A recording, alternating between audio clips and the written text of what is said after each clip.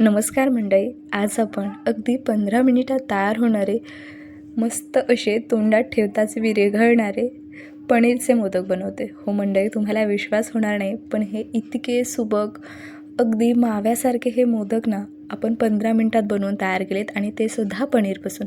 तर मंडळी, रेसिपी खूप सोपी आहे, त्यामुळे व्हिडिओ शेवटपर्यंत बघा आणि हे मोदक तुम्ही एकदा घरी नक्की ट्राय करा. तुमच्या घरातील मंडळीला आवडल्याशिवाय राहणार नाही आणि इतके सुंदर होतात की बाप्पाला सुद्धा आवडतील. तर इथं मंडळी 1 पाव किलो पनीर घेतलेलं आहे. हे ताजं डेअरीचं जे पनीर असतं ते पनीर आहे. पॅकेटचं पनीर इथं वापरायचं नाही. शक्यता जे असं डेअरीचं जे पनीर असतं ना ते ताजं पनीर असतं, म्हणजे फ्रेश बनवलेलं असतं. आणि आपण जे पॅकेटचं घेतो ते खूप दिवसांचं असतं, त्यामुळे शक्यता ताजं पनीर घ्यायचं. पनीर या पद्धतीने खिसून घ्यायचं. पनीर छान किसून घेतलं ना मंडळी, याला परतण्यासाठी फारसा वेळ लागत नाही. आणि सण समारंभ म्हटलं की आपल्याकडं फारसा वेळ नसतो, कमी वेळामध्ये पदार्थ बनवायचा असतो. त्यामुळे ही पद्धत जर फॉलो केली ना तर खूप कमी वेळामध्ये आणि खूप छान असे हे मोदक बनवून तयार होतात. तर इथं मी संपूर्ण पनीर किसून घेतलेलं आहे. हे बघा, तुम्ही हलकंसं हाताने असं कुस्करून जरी घेतलं ना तरीसुद्धा चालणार आहे. आता हे थोडंसं साईडला ठेवू. तर आपल्याला इथं मी थोडीशी पिठी साखर करून घेणार आहे. डायरेक्ट जर साखर या मिश्रणामध्ये जर घातली ना तर ते मिश्रण पाणी खूप सोडतं, त्यामुळे परतण्यासाठी वेळ लागतो. तर इथं पिठी साखर बनवून घ्यायची. तर अर्धी वाटी साखर मिक्सरच्या भांड्यामध्ये 2 वेलायची घालून अशी फिरवून घेतली, म्हणजे छान याची पिठी साखर तयार होते. इथं गोड तुम्ही तुमच्या आवडीनुसार कमी किंवा जास्त करू शकता. आता हे सुद्धा थोडंसं साईडला ठेवलं आणि त्यानंतर इथं गॅसवर कढई ठेवलेली आहे आणि यामध्ये 1 वाटीभर मी दूध घातलेले आहे. तर या दुधामध्ये खूप सारी साई होती, त्यामुळे इथं मी तूप घातले नाही. जर तुम्ही अशी नुसतं जे दूध आहे साई काढून जर दूध घातलं ना तर 1 चमचाभर तूप घाला, म्हणजे मिश्रण भांड्याला अजिबात चिटकत नाही. दूध घातल्याच्या नंतर यामध्ये आपण जे किसून ठेवलेलं पनीर आहे ते घातलं. आता हे सुरुवातीला मोठ्या गॅसवर 3 ते 4 मिनटासाठी आपल्याला परतून घ्यायचं आहे. याला परतण्यासाठी फारसा वेळ लागत नाही. दूध आणि पनीर छान असं एकजीव करून घ्यायचं, व्यवस्थित असं हे परतून घ्यायचं. तर हे जितकं छान तुम्ही परतून घ्याल ना तितकी सुंदर हे पेढे किंवा मोदक बनवून तयार होतात. तर इथं मी याला अगदी मार्केटमध्ये जे मोदक मिळतात ना तसं टेस्ट आणि टेक्स्चर येण्यासाठी इथं 2 चमचे मी मिल्क पावडर घातलेली आहे. आता ही मिल्क पावडर, दूध आणि हे जे पनीर आहे अगदी एकसंध होईपर्यंत व्यवस्थित असं परतून घ्यायचं. आणि हे बघा, हे व्यवस्थित असं संपूर्ण परतण्यासाठी इथं मला आता 3 ते 4 मिनटं झालेले आहेत. हे व्यवस्थित असं बऱ्यापैकी मिश्रण आता सुक्कं झालेलं आहे. आता यामध्ये आपण तयार केलेली पिठी साखर घालायची आहे. तर पिठी साखर घातल्याच्या नंतर हे व्यवस्थित असं मिक्स करून घ्यायचं. तर हे बघा, जर आपण यामध्ये डायरेक्ट साखर घातली असती ना तर हे जे मिश्रण आहे ना याने खूप पाणी सुटलं असतं आणि याला परतायला खूप वेळ लागला असता. त्यामुळे इथं पिठी साखर करून घालायची. त्यानंतर इथं हलक्याशा कोमट पाण्यामध्ये मी 10 ते 12 केसरच्या काड्या भिजत घातल्या होत्या, ज्यामुळे अगदी मस्त फ्लेवर या मोदकांना येतो आणि रंगसुद्धा खूप सुरेख येतो. अगदी मार्केटमध्ये जे मोदक मिळतात ना अगदी तसाच याला रंग येतो. आणि केशरचा जो फ्लेवर आहे ना मंडळी, ह्या मोदकांना अप्रतिम इतका येतो, इतकं घरभर याचा सुगंध पसरतो. खूप म्हणजे एकदम भारी हे मोदक बनवून तयार होतात. आता केशरचं पाणी घातल्याच्या नंतर अगदी 2 मिनटासाठी आपल्याला हे परतून घ्यायचं आहे. हे बघा, अगदी या पद्धतीचं हे मिश्रण असलं पाहिजे. खूप जास्त सुक्कं करू नका, का तर आपण ज्यावेळेस मोदक बनवतो ते थंड होतात, तर थोडेसे कडक होण्याची शक्यता असते. त्यामुळे खूपच एकदम मिश्रण ड्राय करायचं नाही, हलकंसं थोडंसं ओलसर ठेवायचं, त्यानंतर असं पसरून ठेवायचं आणि व्यवस्थित असं थंड करायचं. तर इथं हे मिश्रण मी व्यवस्थित असं थंड करून ताटामध्ये काढून घेतले. तर इथं तुम्ही डायरेक्ट मिक्सरच्या भांड्यामध्ये हे काढून घेतलं ना तरीसुद्धा चालणार आहे, का तर याचं जे टेक्स्चर आहे हे थोडंसं आपल्याला अगदी असं पाहिजे, जसं मावा असतो ना असा रवाळ, खूप एकदम असा पिठाळ नाही.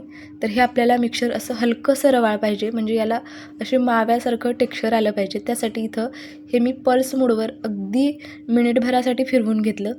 तर हे बघा, अगदी व्यवस्थित याला रंग आलेला आहे आणि अगदी पाहिजे तसं याला आपल्याला टेक्स्चरसुद्धा आलेलं आहे. आता हे पुन्हा ताटामध्ये काढून घ्यायचं. तर इथं तुम्ही केशर नाही घातलं ना तरीसुद्धा चालणार आहे, फक्त विलायची घालून जरी हे तुम्ही तयार करून घेतलं ना तरीसुद्धा चव खूप भारी येते. आता हे सगळं मिश्रण मी इथं काढून घेतलेलं आहे. तर मंडळी, तुम्हाला रेसिपी कशी वाटली ना ते मला कमेंट करून नक्की सांगा. तर हे बघा, अगदी परफेक्ट असं हे दाणेदार हे मिश्रण आहे आणि खूप असं सुक्कं नाही किंवा खूपच ओलसर नाही, अगदी परफेक्ट तोंडात ठेवताच विरघळते असं हे टेक्स्चर झालेलं आहे. याचे तुम्ही छोटे छोटे पेढे बनवू शकता किंवा मोदकसुद्धा बनवू शकता. आता इथं तुमच्या आवडीनुसार तुम्ही इथं ड्रायफ्रूट घालू शकता. इथं मी अगदी 3 ते 4 काजू आणि 3 ते 4 बदाम आहेत ना, असे पातळ चिरून घेतले होते. जितके पातळ चिरू ना तितके खायलासुद्धा छान लागतात आणि दिसायलासुद्धा खूप सुंदर दिसतात. तर हे बघा, आता हे थोडंसं मिक्स करून घ्यायचं. आता ह्या स्टेजला जर आपण केशर घातलं असतं ना तर तेवढा छान फ्लेवर आला नसता. त्यामुळे ज्यावेळेस आपण मिश्रण परतत होतो ना त्याच वेळेस केशर त्यामध्ये घालायचं आणि केशर हलकंसं कोमट पाण्यामध्ये भिजत घालायचं, म्हणजे रंग खूप सुंदर येतो. आपल्याला वेगळा कलर वगैरे वापरण्याची गरज लागत नाही.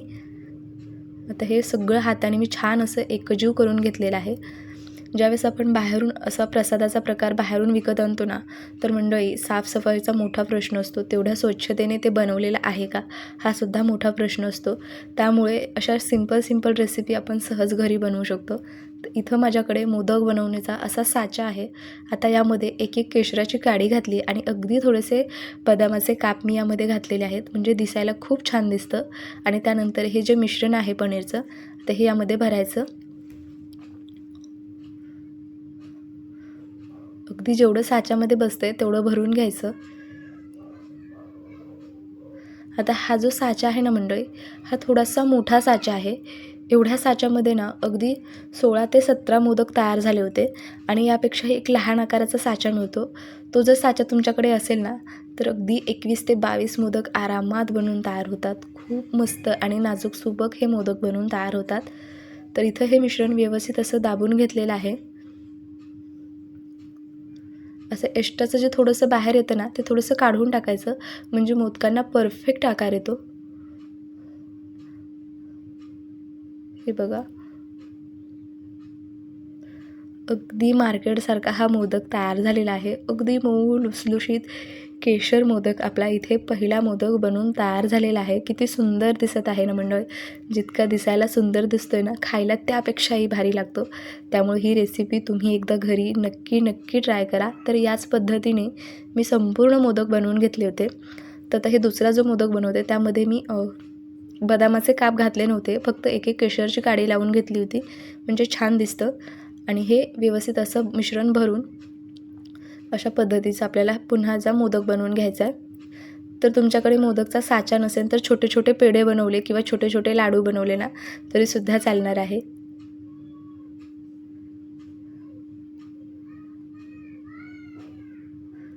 हे बघा, अगदी मस्त असा कळीदार सुबक आपला मोदक बनवून तयार होतो. अगदी परफेक्ट ही रेसिपी आहे आणि नो फेल रेसिपी आहे. यामध्ये फारसा वेळ लागत नाही, फारसं साहित्य लागत नाही. अगदी कमी साहित्यामध्ये ही रेसिपी बनवून तयार होते.